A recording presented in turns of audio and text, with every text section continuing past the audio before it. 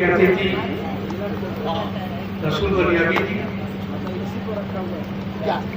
मेरे पार्टी के सम्मानित अफजल अब्बास जी, मेरे जिला के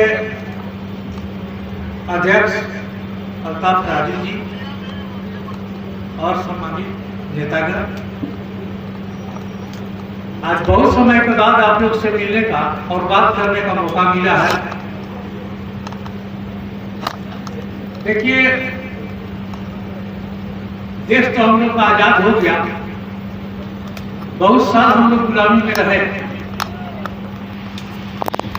मुगल के गुलाम रहे, अंग्रेजों के गुलाम रहे,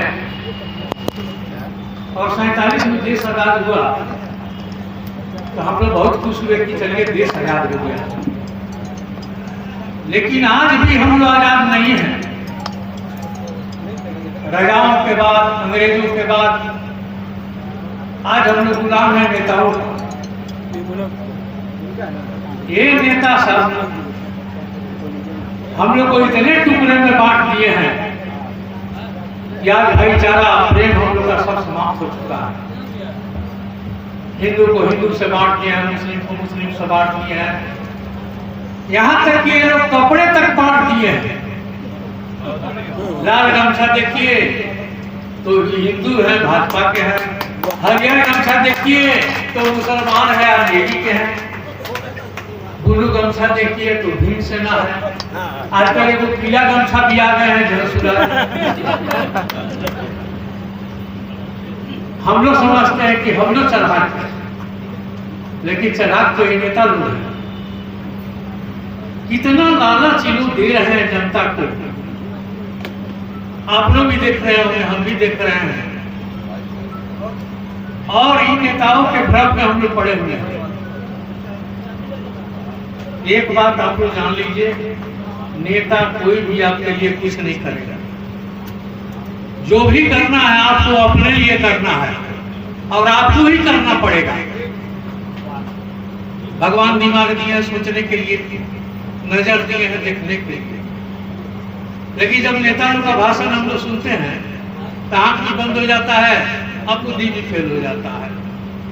हम लोग समझते हैं कि नेता भगवान है, लेकिन वो भगवान नहीं है। वो अपने कुर्सी के लिए आपको उलझा करके रखता है। देखिए, 5 बार मैं विधायक रह चुका हूँ, संजोग से बनियापुर का विधायक हुआ आप लोगों के प्रेम सहयोग से।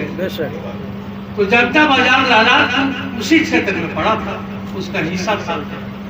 आज जब मैं एकमा से चुनाव लड़ा, एकमा का विधायक बना, तो संजोग देखिए कि लहलादपुर उसी क्षेत्र में पड़ गया। तो आपका हमारा रिश्ता 25 सालों का है। आपने देखा होगा कि हमने कभी हिंदू और मुसलमान नहीं किया, हमने कभी जात पात नहीं किया, अमन चैन से लोग रहे, इसके लिए हमने प्रयास किया। 20 साल लगातार विधायक रहे, कोई एक क्राइम नहीं होता था, और एक 5 साल के अंदर में देखिए कितनी हत्या हो गई, कितना लूटपाट हो गया। अब इसका कोई जवाब नहीं है। आप लोग भी सोच समझ के कुछ कदम उठाए होंगे कि भाई चलो इनसे भी अच्छा कोई उम्मीदवार आ जाएगा, नेता आ जाएगा तो कुछ भला करेगा। लेकिन आपने देख लिया 5 साल के अंदर में क्यों नजर ही नहीं आए करीब। काम की तो दूर की बात है, आपसे भेंट मुलाकात भी नहीं होगी उनको। ऐसे नेता को चुनने से क्या फायदा है। हर एक चुनाव में लालू जी हमको निमंत्रण देते हैं कि मेरे पार्टी में आ जाओ छोटे भाई, मेरे पार्टी से चुनाव लड़ो। लेकिन उस पार्टी का सब हम देख चुके हैं कि वो पार्टी का क्या हालत है। नीतीश जी हमारे ईमानदार नेता है, कभी ना वो जात पात करते हैं, ना हिंदू मुस्लिम करते हैं, सबके लिए वो काम करते हैं। आज देखिए बिजली फ्री किए हैं तो क्या हिंदू और मुसलमान को नहीं मिलता है? क्या अलग किए हुए बोलिए। आज पेंशन अगर किए हैं तो क्या हिंदू मुसलमान को नहीं मिलता है? वैसे नेता को छोड़ के आप लोग ऐसे नेता के चक्कर में पड़े हुए हैं जो आपका कभी भी भला नहीं कर सकता।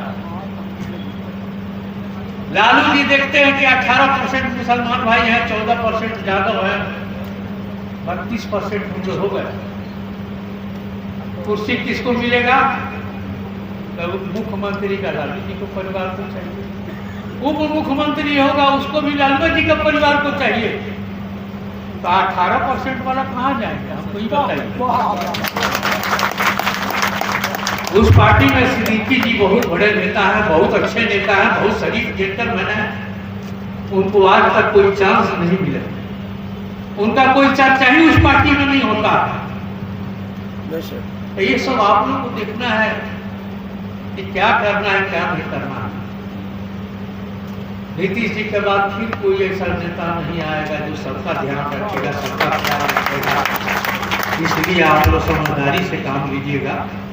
मुझे चुनाव लड़ने का कोई शौक नहीं था, लेकिन लोगों के दबाव पर और क्षेत्र की स्थिति पर, यहाँ के बदतर हालत को देखते हुए हमको एक बार और चुनाव लड़ने का मन किया।